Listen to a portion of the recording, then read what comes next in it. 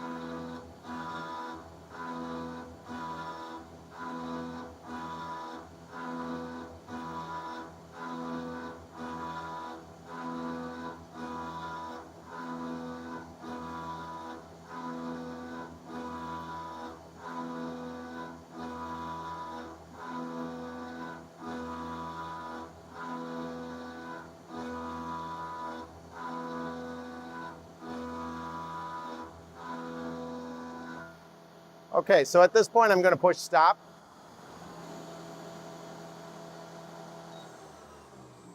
I'm going to turn the spindle off. Normally I wouldn't turn the spindle off until I get it out of the hole, but in this case, so that you guys can hear me talk, I'm going to stop it here.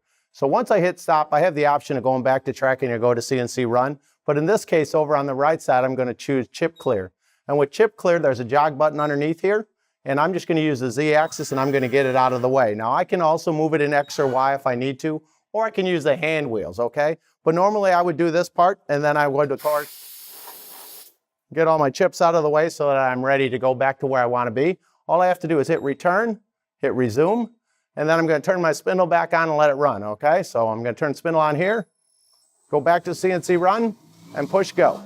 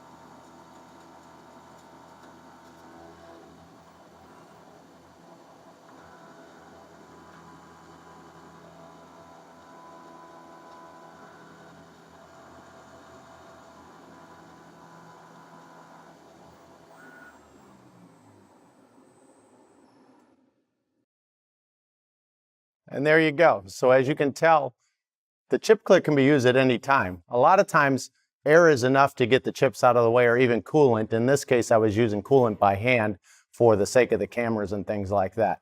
But you'll notice when it really got loaded up with chips was right before it did all of the finish cuts. And that would really be a good time to use a chip clear to get it out of the way and make sure I got all those chips out of there so I get a good finish.